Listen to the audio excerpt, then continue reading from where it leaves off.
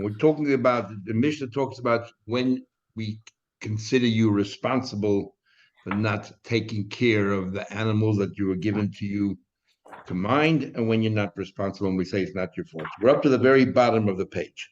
Amale Abaye leRabba.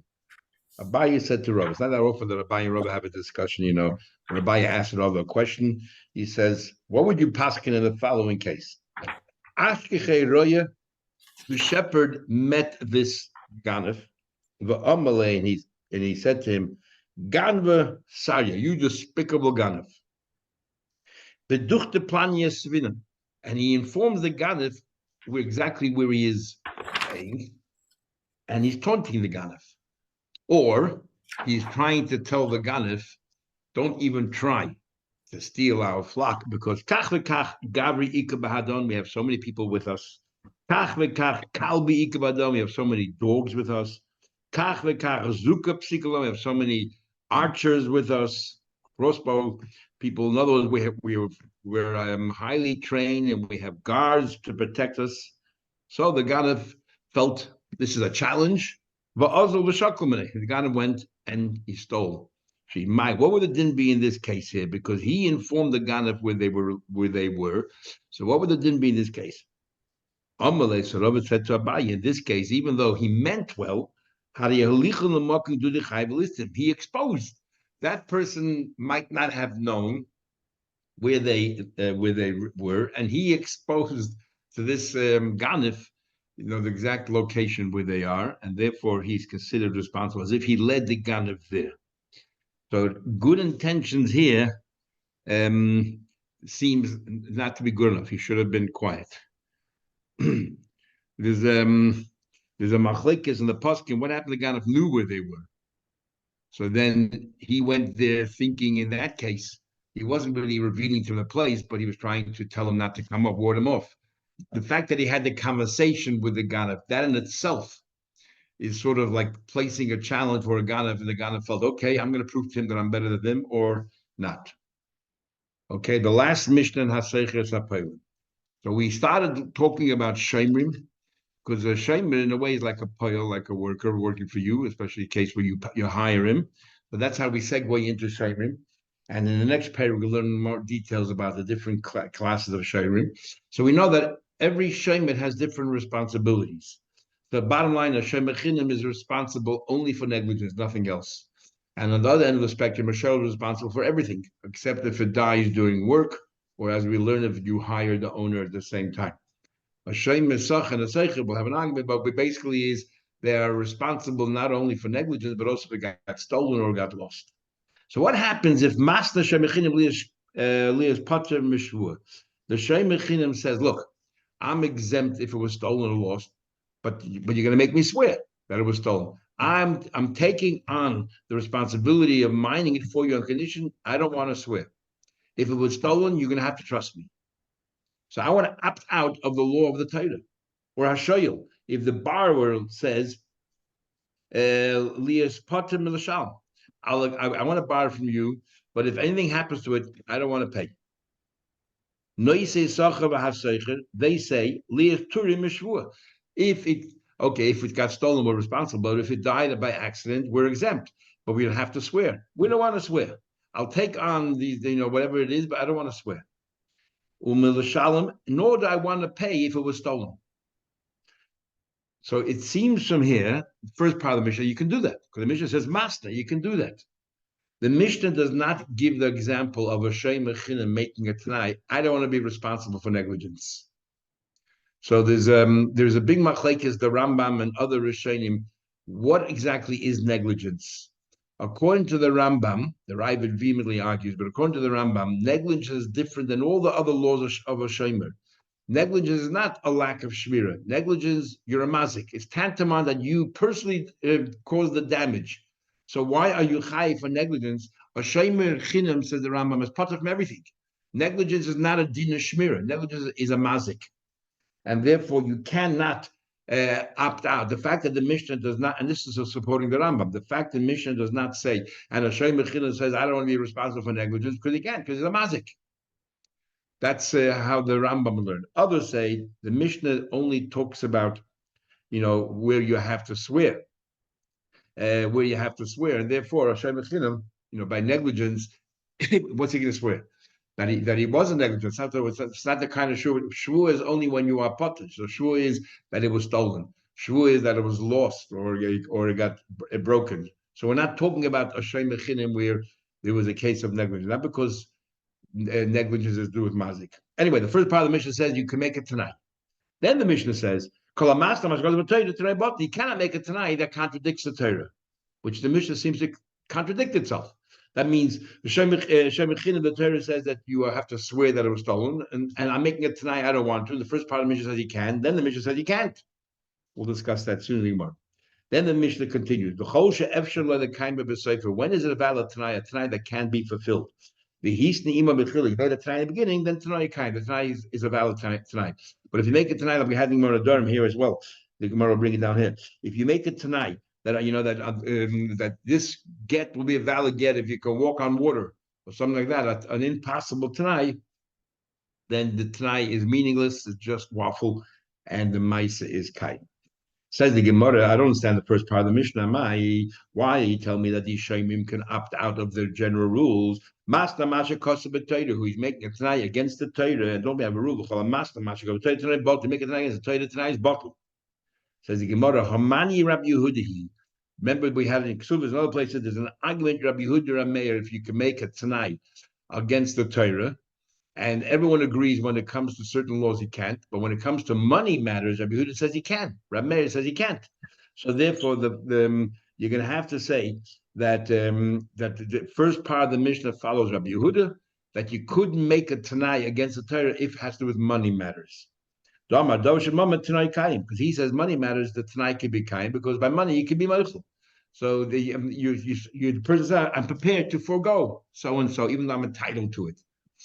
The Tanya Milan, your man says the woman, you're engaged to me. The Torah says there are three different rules, there are three different obligations, responsibilities that you have.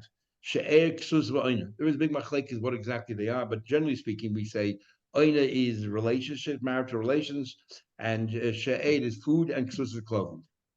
Others have a different interpretation. But anyhow, if he says, look, I'm going to prepare to marry you, but I don't want to be responsible for any of these three things, it's a valid condition. The Tanai bottle, there's no Tanai. You're making it Tanai, contradicting the laws of the Torah. The Torah Mishpatim says if you marry the Amma, you shouldn't give her any less than an ordinary woman. So Sheikh Ksus V'Aina. Rabbi Yehuda says, B'dover Shebamaman, the She'er and the Ksus, Tanai Kaim. You can make it tonight. Either because they're Meichel. In other words, there's two ways of learning Pshat here in the Rishonim. Either Rabbi Yehuda is saying, you're not saying that the law on the Torah doesn't exist. Of course it exists, but you're going to be Meichel me. You're going to say, I don't need the food, I don't need the clothing.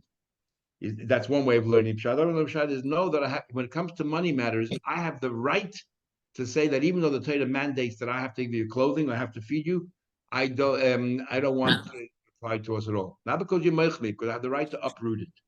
Is it not possible to understand that the Torah is providing a legislative process for when there's no conditions in your contractual arrangement? But if I'm making a contractual arrangement, I can make a contract. These are the defaults. The default is this, if there's no conditions being made. But I can't. The Torah is preventing me from entering into another conditional relationship and contract.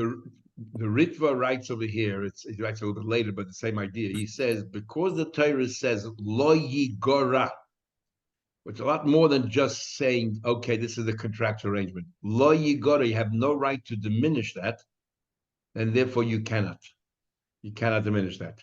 So then, according to Ritva, what's Pshat in Rabbi Yehuda is that the woman can say, like Ki'ilu is Kabalti. Remember, we had Gemara the concept, as if you gave it to me already. I'm as if I already received it. So I'm not contradicting the Torah. Anyway, so that's the first part. Says Gemara, have a problem. If you're telling me the author of our Mishnah, Rabbi Yehuda, that says that what? That you could make a Tanai against the Torah, then what's the next line in the Mishnah? It says, whoever goes against the Torah makes a Tanai, conditions out of Torah, it doesn't work. Aim is safe. Look at the next part. The Tanai is not effective. Also, the Rameya, that goes according to Rameya. How can that work out? How can two parts of the Mishnah be called to two Tanaim who actually argue with each other? Says Kasha doesn't bother me. The safe of a Davish Enish moment. The safe is talking about a general Tanai. Rabbi Yehuda agrees. You cannot make a Tanai against the Torah. It's only when it comes to money matters. Says the Gemara. Let me ask you a question. Ein Masefa conclude the Mishnah. It says, "Kol Tanai sheyesh by Ma'isa betchilasa." Any Tanai that you first talk about what you want to achieve, and then you put in the conditions. Tanai bottle that Tanai doesn't work. Actually, I skipped a line in the Mishnah when we looked at the Mishnah. I forgot. So sorry. The Mishnah said in the penultimate line that any Tanai sheyesh boy ma'isa betchilosai Tanai bottle. Now, what it means is as follows. We had Rabbi Meir and Rabbi Yehuda. Rabbi Meir insists we learn the concept of Tanai from Bnei Gad and Bnei Reuven. When they wanted to have a chelik in the Transjordan, so Moshe Rabbeinu said that if you will cross the Yarden and help your brethren out, fight their wars and make that conquest in Eretz Yisrael, then you'll have that. If you don't, you don't. So Rabbi Meir learns from there a number of dinim. First of all, he learns the concept of Tanai Kofel. So just like over there, he spelled it out. If you follow this, if you meet this condition, this will happen. But if you don't meet this condition, then it won't happen. Tanai number one. Number two, Rabbi Meir says you need Tanai koidim lemaisa. First, you say the condition, and then you talk about the maisa. If you cross over the yarden, then you can have that your portion of Aver HaYarden. But if you don't have the Tanai before the maisa, first you say, okay, you can have Aver HaYarden, but on the condition you come over here, it doesn't work. That's number two. So according to Rameir, for example, Kedushin, if you say to her, here here's a Kedushin, on the condition you give me $100, it doesn't work. If he says, you give me $100, I'll give you Kedushin, then it's a valid Kedushin. The Tanai has to be Kain Maisa. And then we learned also that about Tanai and Maisa, you can't have the Tanai and Maisa on the same thing. You have to have the Tanai on one subject and the Maisa another subject. He said, if you come and fight the war, that's one subject, and the other subject, you get a chelik in every Yarden. And a few other things as well. So Rameir learns everything from Tanai Bnei Gad Bnei Reuven. And Rabbi Yehuda argues, does not learn from Tanai Bnei Gad Reuven, doesn't need Tanai Kafel, doesn't need all of these things. Big machlek is Rishonim who the halacha is like. According to the Rif and other Rishonim, the halacha is not like Rameir, except by Kiddushin and Gittin, we are stringent, we say we want a Tanai Kafel. The Rambam, however, does pass like Rameir that you need Tanai Kafel and all these things. So the Gemara says, in our Mishnah it says that if you make the Maisa before the Tanai, it doesn't work. Now, who holds that? That is Rabbi Meir. So you just said the author of our Mishnah is Rabbi Yehuda, and you interpreted Kol HaMasna as talking about not money matters, but the next din definitely can only conform with Rabbi Meir, not Rabbi Yehuda. So, by the way, before we go further, the Rambam has a different interpretation of what it means the Maisa comes before the Tanai. The way we just learned, Rashi learned, is almost all the Rishonim. They generally learn that it means when do you spell out the Tanai and when do you spell out the Maisa. But the Rambam learns something totally different. The Rambam learns if I don't care what you said first, the Maisa or the Tanai, but if you gave her the ring and said, you are Mekudesh to me, and after you gave her the ring, you then said on the condition X, Y, Z, so Z, then we say that it doesn't work. So it's if you did the Maisa, not if you spoke about the Maisa. If you did the Maisa first and then you did the Tanai, that doesn't work. Now, what is the logic behind everything Rameir said? So the Tosha says in Ksubah, the logic is as follows. How can words break a Maisa? Let's say you gave a woman a get. You say on the condition that within 30 days you give me $100, let's say. But the Maisa is you already gave her a get. We always know, we had in Psachim and other places that word cannot break a Maisa. Word can break words, but words cannot break a Maisa. So how does a Tanai work generally? Exactly the opposite of what you asked before, Simon. How can a Tanai break a Maisa? And therefore, Tosha said, there's only one way. We need the Torah to tell us that you can. And therefore, and where did the Torah tell us you can? By the story of Bnei Gad and Bnei Reuven. So therefore, you have to emulate exactly what happened then. Then the Tanai first, and then the Maisa. That's, for example, that. The Tanai first, then the Maisa. Number two, it has to be a Tanai Kafel. You have to spell it out. That this Tanai, if you don't meet it, it's going to break the Maisa. If you don't follow the Torah's formula, Rameir says, it doesn't work. It doesn't work. Other Rishonim say that when it comes to Tanai Kafel, we follow Rameir. When it comes to other ones, we don't follow. There is another din of Tanai, which it seems that everybody agrees we do follow, even though Rabbi Yehuda argues generally, but in this thing we agree, and that is we had in Ksubas and other places, that the only time you can make a tanai is if you have the power to transfer it to an agent, to a shliach to do it on your behalf. If you can give it to a shliach to do it on your behalf, then you also have the ability to make a tanai and break it. But if you cannot have a shliach doing it on your behalf, then you cannot make a tanai. And that's why chalitza with the yivamis, that's the basis for that, why you cannot have you cannot make a tanai chalitza, because you cannot give it over to a shliach to do it on your behalf. So then becomes a big problem in halacha. We have a number of occasions, for example, you serious I may do early, and if I don't do it again, I'll be yotze right now. If I do it again, I won't be yotze. We have cases where you can make it tonight, even though you cannot give it over to shliach. However, or we have by Krishma, if you say Shema before davening, but it says clearly that you should have in mind that if I daven in time, this should not be the Krishma that I'm fulfilling the mitzvah. It's rather the Krishma in davening, because I'm making the brachas before, the brachas after, which is the better one. And that should be the real Krishma. How can you make it tonight? Nobody else can say Krishma on your behalf. So how can you make it tonight? The question everybody asks. And the simple answer would be is that when do we say that sorry? Go for it. Oh, when do we say that you can make that this law about a shliach is only when it comes to a ma'aseh? Only when it comes to a ma'aseh. For example, chalitza, I'm doing a ma'aseh, and you want the tanai to be able to break the ma'aseh. So then the rule is only if you can have a shliach do it on your behalf. You can't have a shliach, he cannot, doesn't work. But when it comes to dibur, when it comes to merely words like saying Krishma or counting the sphere, which only words, then words can break words. It's a logical thing. I don't need this gzeirus hakasav so much of I don't need gzeirus hakasav of Bnei Gad, Bnei Reuven, and therefore in those cases it doesn't matter whether I can appoint a shliach or I can't appoint a shliach. Words can break words. Anyway, sorry for the digression. Go back to the Gemara. The Gemara says, so who's the author of our Mishnah? Says the Gemara, Man Shamad Leidis Lahasva, Rab Meir.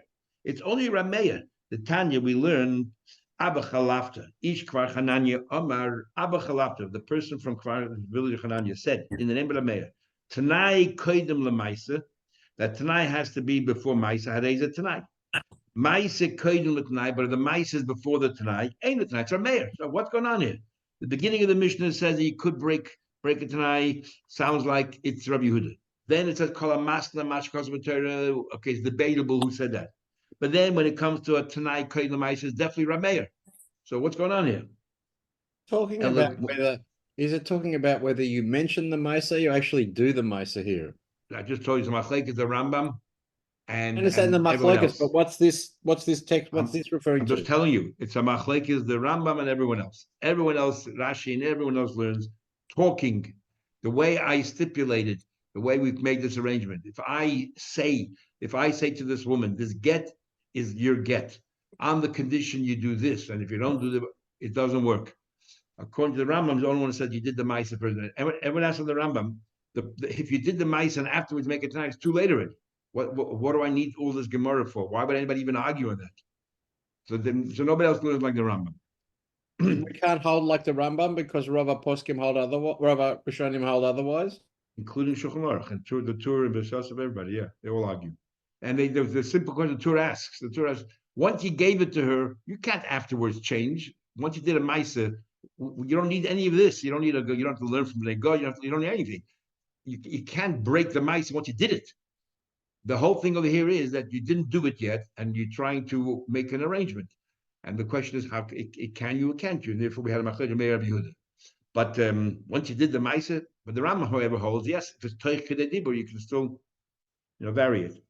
Anyway, elokul Ramehi, the shayna is different than mikar lo shibud nafshe. Here's very different. And now this difference that the Gemara says is quite interesting because the Mefarshim try to understand what the Gemara is saying. There's a difference between a man saying to a woman, "You're engaged to me, but I am not committing myself to provide clothing for you or food for you." But a shomer is saying, "Look, I'm going to be a shoyl, but I'm not taking responsibility for anything." Why? Because I am not committing myself to that extent.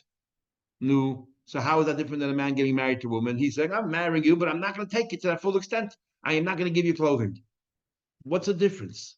Very difficult. So Rashi says something, and all the Rishonim understood Pshat and Rashi one particular way, and they were asking him. But our version of Rashi is slightly different. So I think our Rashi actually doesn't say what they think he said, because but they had a different version of Rashi. Their understanding of Rashi is that the difference is by Kedushin, you already gave her the Kedushin. You already gave her the Kedushin. And then you said, this is a little bit like the Rambam, he gave her the Kedushin, and then he said, but I don't want to be responsible for clothing and food. So Rashi therefore says, once you gave her Kedushin, he said, Harei at Mukadeshes. The word Mukadeshes in itself means what the Torah describes, all these obligations that come with it. And now afterwards, you want to cancel some of the obligations, it's too late. You cannot be Makadesh a half a woman. So when you said Makadesh, it was all, and now you want to change. Masha'enken, by the Shemer, you didn't do anything yet. I'm about to become a Shemer, and therefore, if I'm about to become a Shemer, I'm only limiting my responsibility to a certain extent. So the way they all understood Rashi is, the difference is not the words you used, the difference is when you said it. By Shemer, you said it before the event, and by marriage, you said it after the event. And they all have problems with that because it makes no difference. They all ask all the questions they ask on the Rambam, they ask on Rashi. But in our version of Rashi, Rashi doesn't say that. He doesn't say the word achar afterwards. So in our version of Rashi, I think Rashi is saying something totally different. We have a rule that you cannot have a Tanai that contradicts the Maisa. So therefore, you did not give a Kedusha yet. But when you say the word Mukadeshes means, that's what Torah describes, She'eksus v'ayne. And then you make a Tanai to break that Kedushin. That can't be. You cannot break it, use a Tanai that breaks it. For example, you say to a woman, this get will be a valid get if you give me $100. So therefore, if you don't give me $100, there's no get at all. If you did give me $100, I haven't tampered with the get itself. The get will be exactly the way it's meant to be. Over here, by Kedushin means she'er ksus v'ayne. That's what marriage is. Otherwise, you're just living together. Marriage, by definition, means you are going to she'er ksus v'ayne.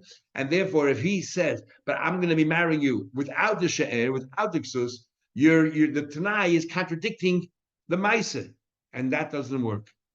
Mashenke by a Shemer, I don't have to do anything over here. I don't have to do anything. I'm doing you a favor or whatever it is, or do me a favor. And therefore, I'm saying l'chatchila, I am only taking on these responsibilities. And I don't care what Shemer you call me. I'm only taking on these responsibilities. So therefore, I'm not canceling what the Torah says. I am only taking these responsibilities. Give me a different name. Don't call me a shayl. Call me whatever you want. That's what I'm doing. So therefore, since all the responsibility I'm taking is, I'm going to be responsible for Gneva Veda, but I'm not going to be responsible for if an accident happens. Can I borrow your car? So don't call me a shayl. And they've no problem. Okay. Other Rishonim have different ways of learning Pshat, but that's what it seems Rashi learns. Says the Gemara further, if you're able to fulfill the Tanai, then the Tanai is valid. But if you make a Tanai, which is impossible, it's not valid. Very interesting that most of the cases the Gemara gives today would be possible, but in the times of the Gemara, they were impossible. These words are the words of Yehuda Matema that has to be possible. Say, even though you cannot fulfill it, but you say this is what you want to do, Tanai Kayim. The Tanai is still a valid Tanai, and if you cannot meet it, so then nothing happened. What do you mean? The Tanya we learned. I'm giving you a get. I'm the condition. I want you to fly to the heavens. Or Amanas should tell them, I want you to go submerge under the water. All these things can be possible today. Amanas should tivli kona shel meya amma. That on the condition will be swallowed by a kona of 100 amma. Or Amanas should ta'avri is a yama god, but should ta'avri is yama god. I want you to walk over the Mediterranean or the Atlantic by foot. So the Chacham say, doesn't matter. He made it conditional. This guy in Matanai is get if she can fulfill the Tanai, fine. When any get, not a get. Rabbi Yehuda Matema says, but kazeh get. No, the Tanai is meaningless. It's a valid get. Why? Klal Amar Rabbi Yehuda Matema. This is the rule. If you cannot fulfill it at the end and you put it as a condition, you're just trying to ward her off. You're just saying words, hyperbole doesn't mean anything. The kosher is kosher. And Rabbeinu Tam uses this svara to understand the idea of mashna mashakosa b'toida l'chayda. Why can't you say like Simon said? This is what I want. I'm only prepared to do this and this. Is because Rabbeinu Tam says, because it's like, since the Torah says this is how it's been done, and if you come along and say contrary to the Torah, it's as if you're just being mafli, you're just saying words, you're just trying to hurt her or make her feel uncomfortable, No other reason, because the Torah said you should do. We can't imagine that somebody's going to contract out of the Torah. Even though Yehuda ben Taim is a single Tana versus the Chachamim, halacha kid of Yehuda ben Taim, because we have a Stam Mishnah right here. Omar Rav Nachman Yisrael Masis nowadays can prove the Mishnah. Tony, it says kol she'efshar l'kaim of a seifa if you fulfill it at the end. V'hisna la michlos made Tanai kayim. The Tanai is valid. Sounds like ho'i efshar l'kaim. If it's a Tanai that cannot be fulfilled, Tanai is bottled. Shema mina. The unfortunately have a hard time understanding what Nachman Yitzchak is saying. It's clear in the Mishnah. And forget Nachman Yitzchak. How else could you learn shot in the Mishnah? The Mishnah says if you can fulfill the Tanai, then fine. If you can't, there's no Tanai. What's some Nachman Yitzchak saying? So they all try to come up with different shatim. If not from Reichel, how else we could have interpreted the Mishnah? Anyway, Hadin Haloch Seicher Apolim, and now we're going to start talking about Shemrim, and we start with Shoyl. And this is the most interesting halacha.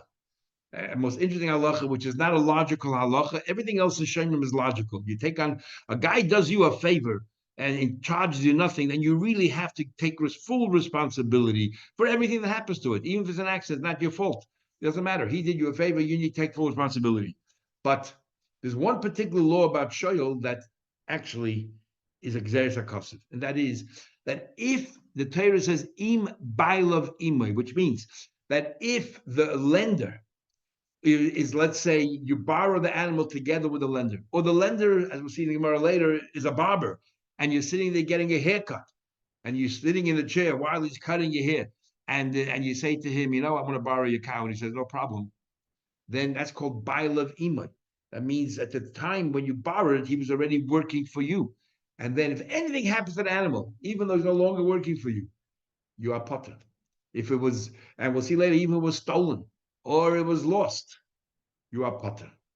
Big machlek is in the Rishonim. What happens if it's negligence, if you're potter, not potter? But in fact, the machlek is the Gemara, first of all. And then we'll see how we deal with that.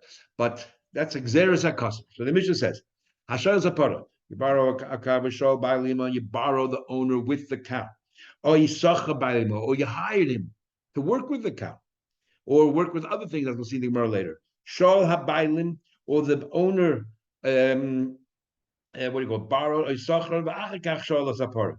What happens if the original owner of the cow is working for you, doing you a favor, or you hired him, and then afterwards you borrowed the animal, but Mesa died, potter, you are potter. It says, im bailav imay lo yishalm. If the owner is working with you, you don't have to pay. It doesn't matter whether the owner, we don't follow Rabbi Luna, we'll see tomorrow, but it doesn't matter the owner is working for you at the time when the animal died, you are potter. Says the Gemara, Avo, then Mishnah continues. Avo, what happens if Shol Sapara? You borrowed, let's say, this animal from this lender, but and then afterwards you asked him to help you out, or you hired him, and Vamesa, even if it died while this owner is working with it, you asked him a favor, I can't work with the cow. Can you help me with your cow? And the owner is working with the cow, and Vashas Maisa died. The shoyl has to pay. Remember, it says, Bailav anymore. The next pasuk says, but if the owner was not with him, Shalom Yishalom, then you have to pay. Then you have to pay. Okay. Says the Gemara, and now we're gonna talk about all the shemim. How do you know what their obligations are? Because in the Torah only talks about 3 shemim, and not everything is spelled out. So we need to learn one from another. Says the Gemara. Afterwards, he borrowed. He borrowed. Now, first he hired this guy, and then he borrowed. So you have two cases in the Mishnah. One case is where you had him working for you, and then you borrowed the animal. Another case is that you borrowed the animal with him at the same time. Right? That was the first case in the Mishnah. How can you borrow the animal and him at the same time? Even if you said to him, can you come and help me? I want to borrow your cow with your help. So it was still at the same time, because when did you become a shamer on the cow? When you made a kinyan, you drew it to yourself. But when did he become, he agreed to? When did he become a worker for you? As soon as he agreed. So they're not happening in tandem. How can it ever be v'vasachas? So the Gemara, ima mamish, how can it be at the same time? So the Gemara, part of Mashiach bailim b'amira, they're not happening at the same time. The par is only when you pulled it, and the bailim is as soon as he said and he agreed. One answer is going to kaima part of a who said he's Mashiach? What happened to the animals already sitting in the courtyard?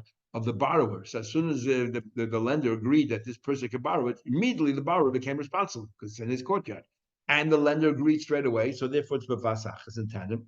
The shard lemechse mashiach is no longer a need for mashiach. Or another answer is Damalei. He said to him, as gufach loitishul achas mashiach parasach. He said that, you know what, you're not yet indebted to me at all until I actually make a mashiach on your animal. Okay, Tanan Hasa, we learned over there, we just had it 3 days ago. We learned Arba Shaimim Haim. There are 4 different categories of Shaimin. And like we had yesterday. Shaim Mechinam, a Shoychinam, a borrower, a Noise Sacher, somebody gets paid, and Hasaicha, somebody who's a renter. Shaim Mechinam Nishbalaka. Shaim Mechinam swears whatever happened, he's exempt. Except Pshia is the only thing he's negligent, he's chayiv. A borrower pays for everything, except if it dies during work. And noise sacher, and here we're equating a noise sacher and haseicher, which we discussed in the Gemara yesterday, is nishboyin. When are they responsible if it was stolen or lost? But when are they exempt and they swear and they walk away? Al hashvura, if the animal broke, there was an accident. Al hashvuya, if the animal was taken captive, kidnapped, or vala mesa, the animal died. But they have to pay for Gnei Aveda. So now we're going to work through each one because the Torah doesn't spell it all out. So if we more ask a question, how do you know there are different responsibilities of these different Shaimin? The Gemara, tell them we learned. Parsha de Shaina, the very first Parsha in the Torah. The Torah doesn't spell out what kind of Shaimin it is. The Torah doesn't spell it out. It just says if you give to someone this and this, could be talking about Shem Chinam, he's mining it for free, could be a Shem, so it doesn't spell it out. So therefore, the Gemara says, Parsha Shaina Nemra must be Shem Chinam. How do we know it's talking about a Shem Chinam? The Gemara will explain to us logic. So the first Parsha is talking about a Shem Chinam. The second Parsha is talking about the Shem Sachar. And again, the Torah doesn't spell it out. And Shlishi, but the only one the Torah does spell out is a third Parsha. It says V'chiyisha, when you will borrow. So the third Parsha definitely is talking about borrowing, but the only thing it does say in that pasuk is that if a broker or died, you have to pay. But if the owner's with you, you don't have to pay. So the only thing the Torah clearly says is a shoyl pays for einzin. The Torah does not say by a shoyl, for example, you pay for theft or loss. Doesn't spell it out. We need to figure it out on our own. The Torah doesn't tell us in the first 2 psukim whether it's talking about a shoym mechinam or a shoym mesach. The first pasuk says that you are potter for stolen, you just go and swear. But we don't know it's talking about Shem Chinam, Shem Mesach. We just concluded that probably it's talking about Shem Chinam. Why? See the Gemara. And the middle one that says that you have to pay for Gnei Aveda, we concluded it's talking about Shem Mesach. Why? We'll figure it right now. So the Gemara is showing this. It says clean the pasuk. If you borrow from your friend, Venishba broke a mess of died, the owner's not there, Shalom you got to pay. How do you know the first pasuk that says that you are potter from theft or robbery? He's talking about Shem Chinim. And Shnia, the second pasuk that we concluded where it says you are liable for theft and loss is b'shem esachar. Maybe eifel chana, maybe reverse it. More said very simply. In the second pasuk, you have more responsibilities than the first one. So therefore, it makes sense that that a Shem Sachar is stricter than a Shem Mechinam, and therefore he's the one that has to pay for Gnei Aveda. Mistabra, it makes sense that a Shem the Shni is b'Shem Sachar. It makes more sense that the second one is Shem Sachar. Why? Shekein Chayiv b'Gnei Aveda. Because you are Chayiv in Gneva Vaveda, it makes more sense that the second one's talking about Shem Mesach.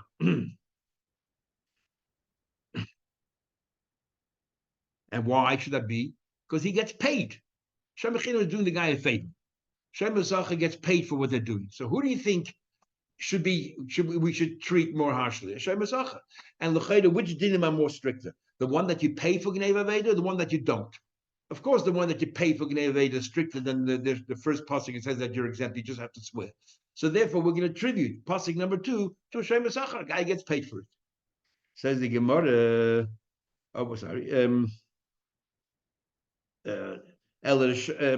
Mistabra. Gemara said makes sense. Shniya b'Shem Mesachar. She can chayiv in Aveda. This pasuk says you have to pay for theft and loss. Probably that's a Shem Mesachar. Says the Gemara. Adrabah. On the contrary. I would say we had this discussion before the Gemara. I would say that someone who's exempt from Geneva is stricter, is a harsher punishment than someone who does. How? Because someone, let's say a Shema Sacha, let's say someone is chayiv Geneva made, and he tells us it was stolen or lost. That's it. He has to pay. There's no swearing involved, and he pays. Turns out to be later that he himself stole it. Nothing happens. He just nothing happened. He already paid for it anyway. Who cares? But if it was the person who's pater from Neva Veda comes up to court and says, yeah, it was stolen. So we say, okay, you go home free. You swear that that's what happened and you go free. Turns out to be that he himself was the Ganav. This Shema was the Ganav. What happens then?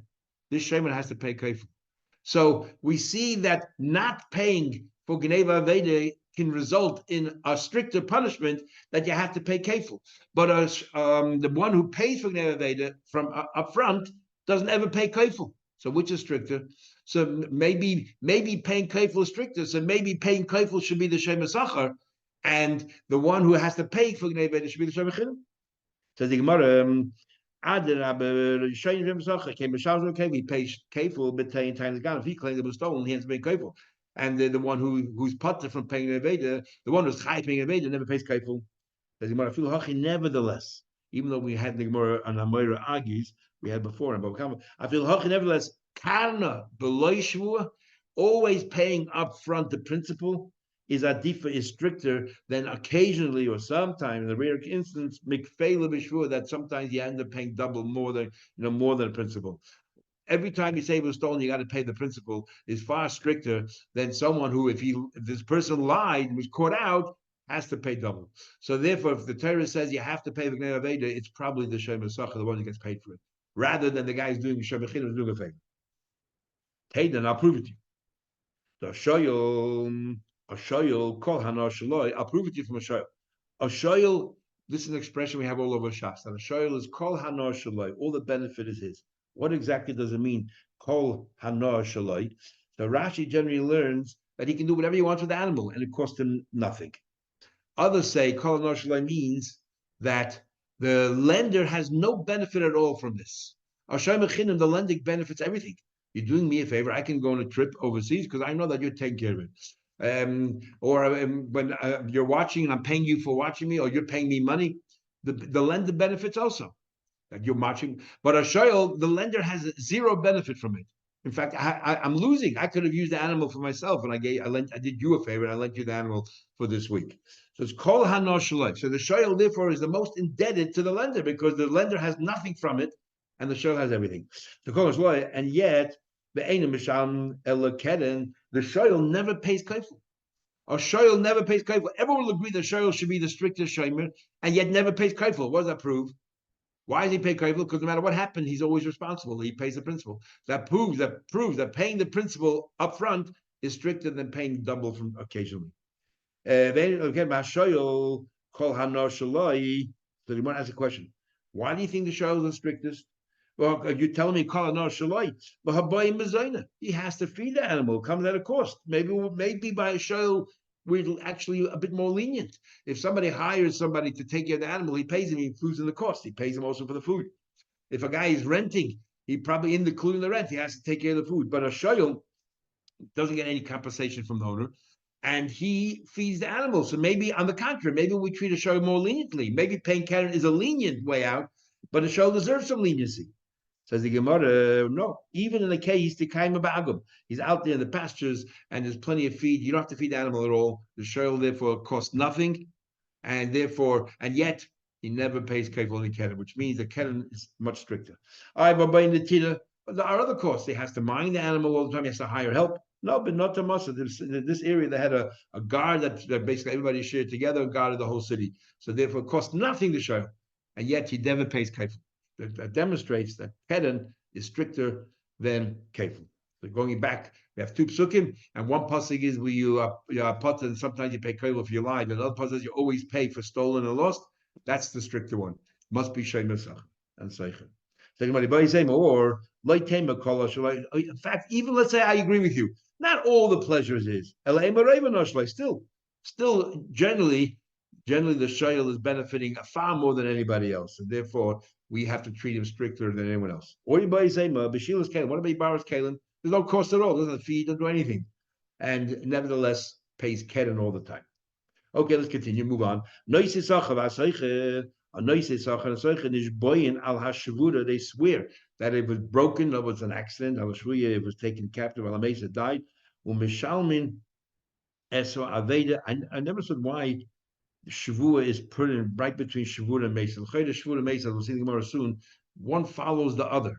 And yet, right in the middle of the sandwich, they put in Shavuya. Should have been Shavuya, then there's Bora Mesa, or Mesa, then Shavuya. Not sure. They have to pay for the Aveda Gneva. Says the Gemara, I understand why you pay Gneva the Chsiv. It says the Pasuk. It says clearly the Pasuk, you have to pay. Shalom Lebanon. El Aveda Menolam. Why are you paying for Aveda? Where does the Torah say that I lost? That you have to pay. Why? Says the Gemara, maybe he's exempt. The time we learn, anyway, it was taken away from you, lost, stolen. If the Torah repeats itself twice, and you ask yourself why why say twice? One is for Gneva, one is for Aveda. But if you hold up the concept that sometimes Dibra Torah Kaloshim and the other, the Torah sometimes reiterates the same word, but it's not to teach you any new dinim. So how do you know Aveda as well? Amri b'marava, they say in Eretz Yisrael, in the West, it's pure logic. Which would you just say you would hold the shema more responsible? If you lost it, if the shema lost it, or the shema it was stolen from the shema? Of course, if the shema lost it, it's practically negligence. So ma'agineva shekreva la'onis. That's not really your fault. Yet mishalim, you have to pay. So aveda, where you lost it, shekreva l'pshia, it's almost negligence. Like koshkein, surely you have to pay for it. The idach, in fact, the other one who says the Torah repeats it twice. What for? If it's such a logical thing. Milsa, we have a rule. We have kedusha. Otherwise, in milsa the asim kavachimer, things which are brought down a kavachimer, torach v'kasa v'kra. The Torah sometimes bothers to write it down as well. Okay, the next case we want to know. So we figured out now which one is Shem Zachar and Seicher, and which one is Shem Mechina. How is it kal v'chomer from Geneva to Oines? Not to Oines, to Aveda. Well, Aveda, same question. No, because Aveda is more your fault than Geneva. Geneva is not your fault. A guy broke into your house and stole it. And yet we hold you responsible. So surely Aveda, when you lost it, it's your fault. You should have been more careful, more diligent. Pshia. It's Karav Lipshia. Not the same thing. Pshia is you left the gate open and the animal wandered out. That's Pshia. Here, you lost it. You don't know where you lost it. Fell out of your bag. It's sort of it's in between an accident and when the kid said he lost all his money, did you scream at him or did you say, okay, it's not your fault? Ask him what he was doing. Okay, so it depends on your attitude whether you think it's totally their fault or maybe it wasn't their fault. You hear the story, and they put it down. They can't remember where they put it. So on. Okay. Says he going further. So now we come to Shayl. All we know in the Torah is that a Shayl is Potter, is Chayiv for Shavura or Mesa. How do we know a Shayl is Chayiv for Gneva Vavein? Doesn't say in the Torah. Says the Gemara. Shayl Mishalma is HaKoil, Bishlei Mishvura Mesa, broke or died. It says the Pasuk, Ish Lich Mimreim and Ish Bora Mesa. El Shavuya B'Shayl Menola. First of all, we Mishnah mentions also if it was taken captive. How do you know? How do you know? If you can tell me Neilit Mishmura Mesa, if you tell me, well, we added it on because it's similar to the same thing, it was an accident. What do you mean? It's the difference. Shvura Mesa. When it comes to Shvura Mesa, the animal is dead, the animal is gone. She can't answer the Solakadaitu. Accidents generally happen, and because the shoyl did not make a condition with the lender, look, I'm going to borrow your car from you, but on the condition that you hold me responsible if an accident happens. Since you didn't say that, and you know that it could happen, means that you accepted full responsibility. Is Taima B'Shvui. When it comes to it, hardly ever happens that somebody came along and kidnapped the animal or took it captive. I didn't think about it. So therefore, the fact that you didn't talk about it up front doesn't mean that you agreed to accept responsibility. So maybe Taka not responsible. Ella, so how do you know? The Nemra Shvura Mesa b'Shem Mesacha. It says Shvura and Mesa by Shoel, and it says Shvura and Mesa by a Shem Mesacha, which we just learned before. Is Malahalan Shvuya Imay Akan Shvuya Imay. Malahalan. Just like over there, when we say in the pasuk, it says that they are potted, what do you call Shem Mesacha is potted for these actions that happen. So therefore we say this. Just like over there by Shem Mesacha, it says in the pasuk over there the accents. It includes Shavuya. That a Shem Mesacha. It says that if by a Shem Mesacha, if the animal died, oy nishber, the animal broke, oy nishber, or the animal was taken in captivity, and then we say yapata. So just like when it comes to the ptur of a Shem Mesacha, the Torah mentions Shavuya. So when it comes to a shoyl, which is the contrast where the shoyl is chayiv for shavura, so therefore it makes sense that the shoyl is also chayiv for shavuya, but being taken captive, because where it's potter, so they bunch together here you chayiv. So the Gemara, so malahal shvim, even if I can ask, no, malach by shem mesacha when we bring shavuya, we're talking about that the shem mesacha is exempt. Right, the Shem is exempt if it broke a leg, it's an accident, or it's taking a shvuya. So Malash can leave Torah. How do you know to add it as a chiv? Maybe by a shoyl we'll add the chiv of shavura and mesa, but how do we know to add the chiv of shavuya? There's a Gemara. I'll tell you how we know. Now, if you look at the pasuk, it says v'nishbar. By a shoyl, it says the animal broke a leg. Let's say oy mace oy. The word oy is extra. Do we learn something out from the word oy? And we have an argument of Rav Nosson Rav Aisha if oy comes to teach you an additional thing, or oy comes to break up. In other words, if it wouldn't have said oy, if it would have just said nishber v'mes, would you learn that in order for a show to be chayiv, they had to go through two stages? It had to first break a leg and then die. Whatever died suddenly, or only broke a leg, you'd be potter, and therefore you need oy to say that what either or, because you would have thought without oy it goes both, which is Rabbi Yeshua's opinion. Then oy is not extra. But according to Rav Nosson, even if it would not have said oy, you would have said nishber v'meis, I would have known it means either broke a leg or it died. And in both cases, the shoyl is chayiv. So then I would ask, so why does it say the word oy? To teach you, or another thing, which is the case of shavuya. So according to Rav Nosson, we understand how we know shavuya. But according to Rabbi Yeshua, we don't really understand, as the Gemara now explains. Says the Gemara, according to Rav Nosson, time to learn. Rav Nosson, oy zarabah shavuya. Rav Nosson says the word oy comes to include shavuya. That's how we know.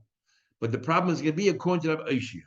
Hi oy meboile l'chayde. According to Rabbi Yeshua, as the Gemara explain, we need the oy for something else to tell you if it broke a leg or if it died. In both cases, the shoyl chayiv.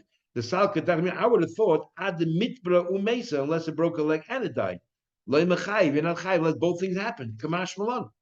And that's why you need oy. It's no longer superfluous. It makes sense that the oy is extra because he holds you don't need the oy to tell you that's or. But what's the story? The Tanya we learned. It says the pasuk, ish a person asher yekalas if he curses his father and his mother. So ainly I would have thought ella aviv imay only if he cursed them both of his parents. What about aviv imay, his father that his mother, or imay his mother and his father? Minayin, how do you know? Talmud leimer aviv imay kilo aviv kilo imay kilo. The pasuk starts off.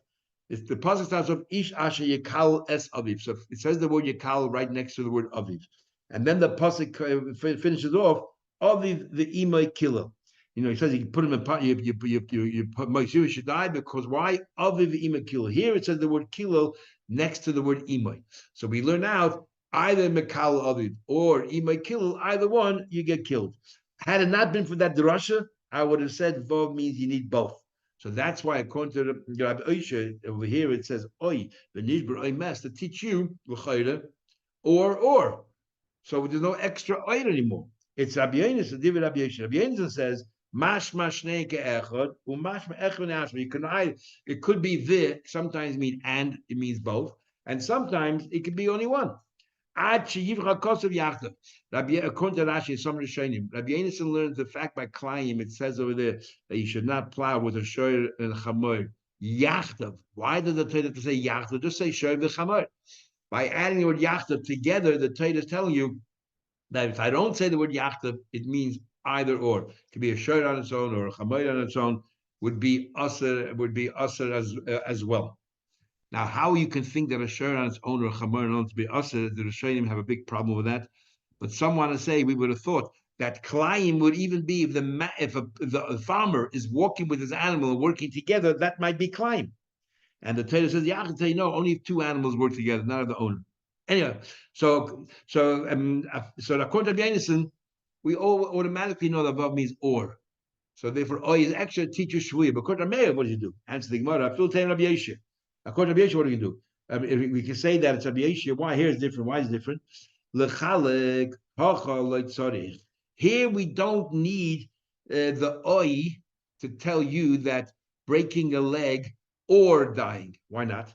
My time is svaro. Even if it would not said oi, I would have known that breaking a leg is good enough, because the point that we had in Bava Metzia Daf, mali kotla kula, mali kotla palga. If an animal is broken, it's halfway to death. So what's the difference? You broke it all the way, or you broke it all the half the way.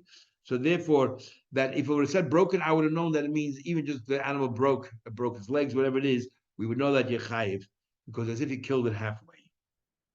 Okay, we stop here or just finish this little piece here, finishes the last shamer. We have to go a little bit further to Rami Bacham.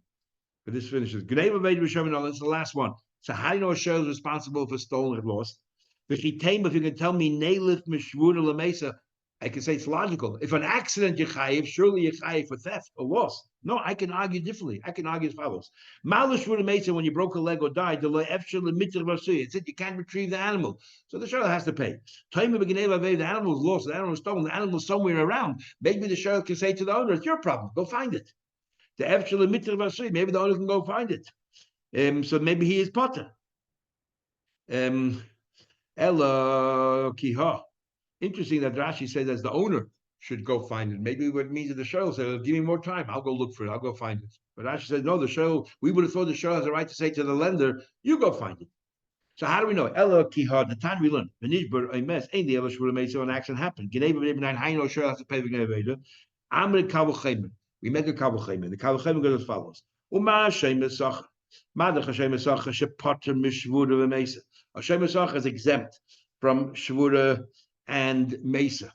Right? Hashem Esach is exempt from accidents. And yet, Chai b'nei b'veda, shoyo shechai b'shvura mesa, sure that is chai b'shvura mesa, and then surely shechai b'gnei veda, surely b'chai and gnei veda. Zehu kavul chayim she'ein olav tshuva. This is a wonderful kavul chayim. And you can't ask any question of Kavul Chaymer. So Shoyel Chayim access surely B'Chayim Never Veda.